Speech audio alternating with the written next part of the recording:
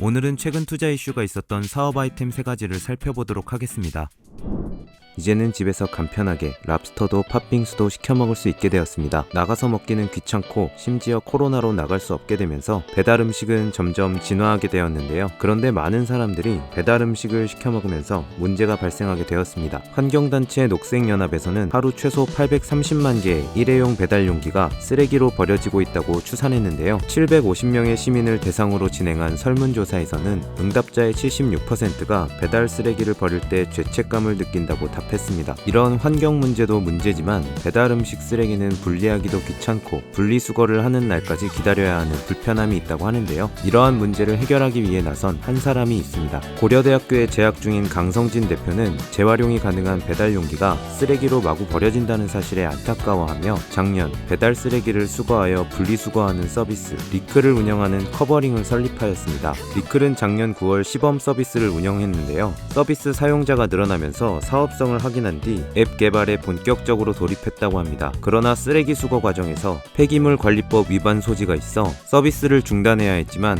환경부 측과 계속해서 미팅을 하며 일종의 도우미 서비스로 규제 샌드박스 신청 및 승인을 통해 올해 6월부터 서비스를 재개할 수 있었다고 하네요. 주소를 입력하고 시켜먹은 배달 음식 종류를 선택하면 리클에서 정해진 시간에 수거해가는 형식이라고 하는데요. 재활용이 가능하도록 분리배출 작업을 거치고 폐기물 재활용 업체에 전달해준다고 합니다. 또한 음식물은 종량제 봉투에 담아서 처리한다고 하네요. 현재 성동구, 광진구, 강남구 일부 지역에서 서비스 중인 리클은 최근 스프링 캠프가 진행하는 엑셀러레이팅 프로그램 캠프파이어 시즌5에 선발되어 시드 투자 유치를 이루어냈고 사무공간과 성장 프로그램 또한 4개월간 지원받는다고 합니다.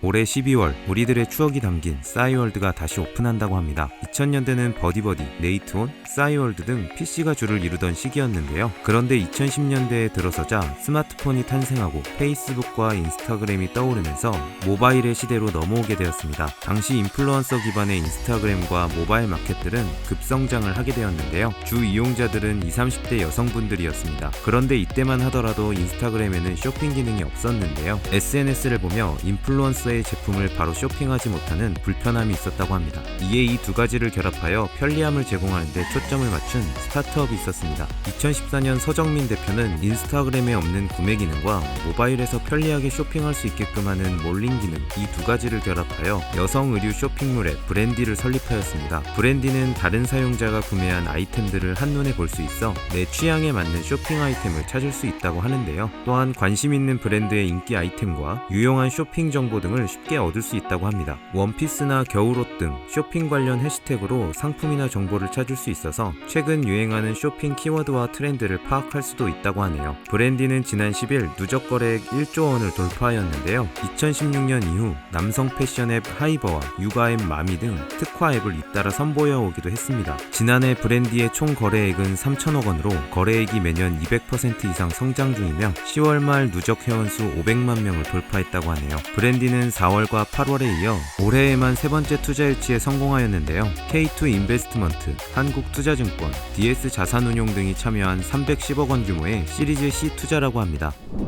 신혼여행지로 많이 찾는 동남아시아, 아름다운 자연환경과 무더운 날씨 이외에도 동남아 하면 떠오르는 것이 하나 있는데요. 바로 오토바이입니다. 동남아에서는 자동차 가격이 비싸서 오토바이가 5억대나 넘는 거대한 시장을 형성하고 있다고 하는데요. 그 중에서도 베트남에서는 6천만 대 이상이 등록되어 있을 정도로 오토바이 사용률이 높다고 합니다. 비좁고 구불구불한 주택가와 부족한 주차 공간, 그리고 비싼 자동차의 가격은 오토바이의 사용률을 높이는 원인으로 지목되었습니다. 오토바이의 사용이 많기 때문에 중고 오토바이 거래 또한 많았다고 하는데요. 연간 810만 대의 오토바이가 거래되지만 오프라인에서만 이루어지는 어려움이 있었다고 합니다. 그런데 여기에 관심을 가진 한국인이 있습니다. 김우석 대표는 2019년 베트남 최초의 오토바이 중고 거래 모바일 플랫폼 오케이셀을 창업하게 되었습니다. 영어로 좋다는 뜻의 오케이와 베트남어로 탈 것을 뜻하는 세의 합성어라고 하네요. 베트남은 최근 경제 성장과 함께 스마트폰 보급률과 데이터 사용률이 높아지고 이커머스의 활성화가 활성화가 이루어지며 전반적으로 온라인이 생활화되고 있는 추세라고 하는데요. 김우석 대표는 이커머스 이후 부동산, 배달, 호텔 플랫폼 서비스가 활발히 등장했습니다. 베트남의 변화는 수년 전 한국에서 진행됐던 과정과 같기 때문에 어떤 흐름으로 갈지 예상할 수 있었다는 점이 한국인 창업자가 가진 강점인 것 같습니다. 라며 성공의 원인을 밝혔습니다. 오케이센은 출시 2년 만에 1,700여 개의 현지 오토바이 전문 매장과 파트너십을 맺었고 400만 명의 사용자를 기록하며 현지 업계 점유율 1위를 기록할 정도로 성장세를 보였습니다. 이러한 성장 덕분에 최근 파트너스 인베스트먼트, SB 파트너스 등이 참여한 35억 원 규모의 시리즈 A 후속 투자를 유치했다고 하는데요. 이번 투자 유치로 총 105억 원 규모의 시리즈 A 펀딩을 마무리했다고 합니다. 오케이센은 이번 투자를 통해 베트남 오토바이 시장의 점유율을 높이고 대출금융, 광고, 빅데이터 등으로 서비스를 고도화할 예정이라고 하네요.